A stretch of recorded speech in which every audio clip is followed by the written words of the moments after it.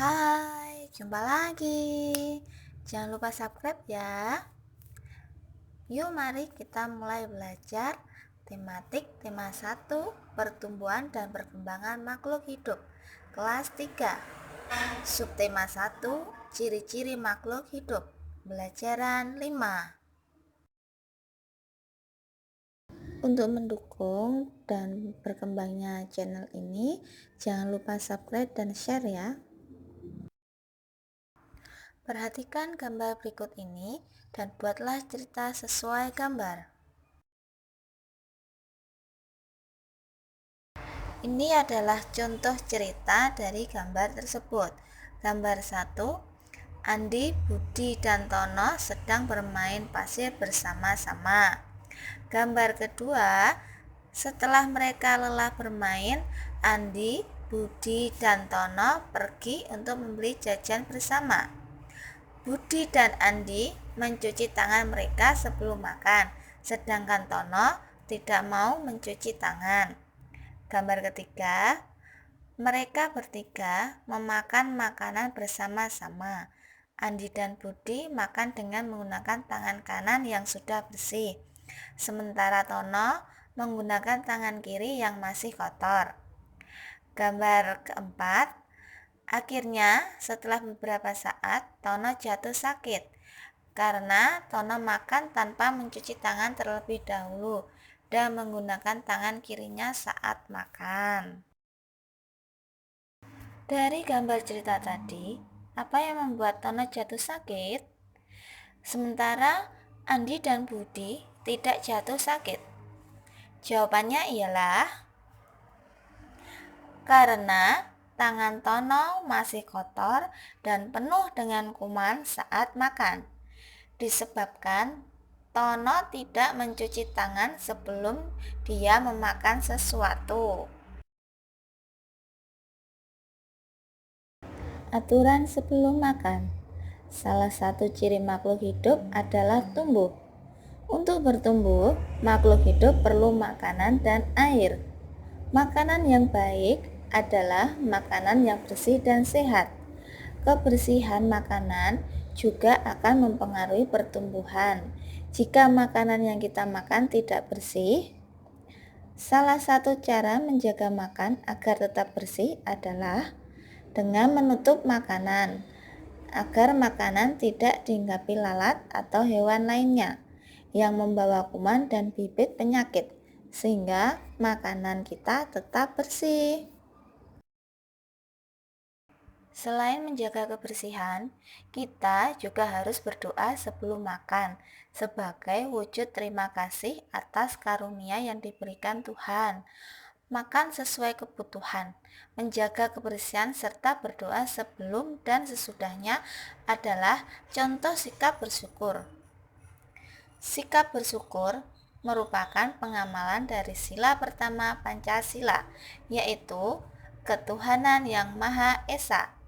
Jika kita sudah makan sesuai kebutuhan, menjaga kebersihan, serta berdoa sebelum dan sesudah makan, berarti kita sudah melaksanakan sila pertama Pancasila.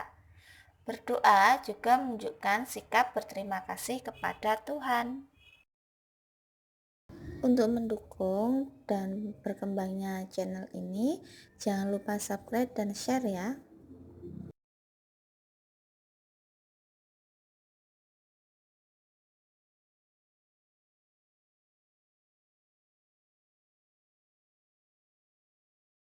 Berikut ini adalah jumlah susu kemasan kotak yang dapat dihasilkan oleh beberapa perusahaan.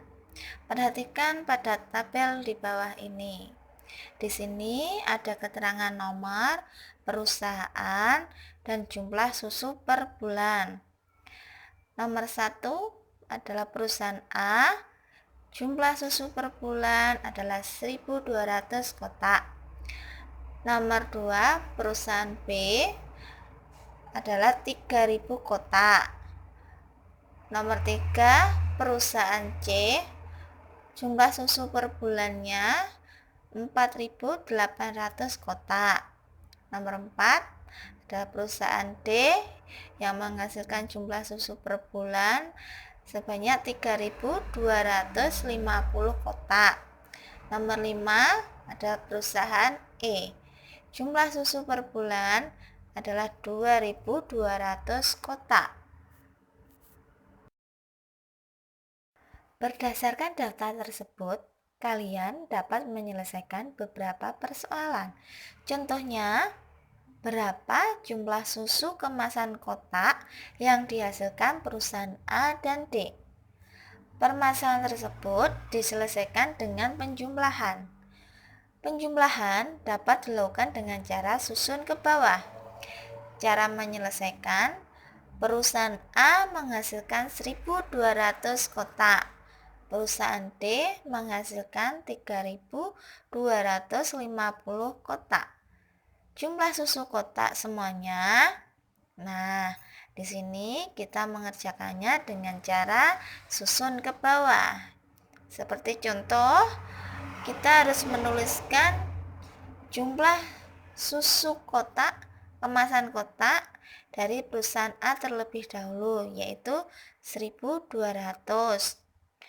Di bawahnya kita tulis jumlah susu yang dihasilkan oleh perusahaan D, yaitu 3.250.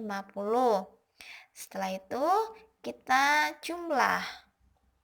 0 ditambah 0 sama dengan 0. 0 ditambah 5 sama dengan 5. 2 ditambah 2 sama dengan 4. 1 ditambah 3 sama dengan 4. Jadi, jumlah susu perusahaan A dan D sama dengan 4.450 kotak.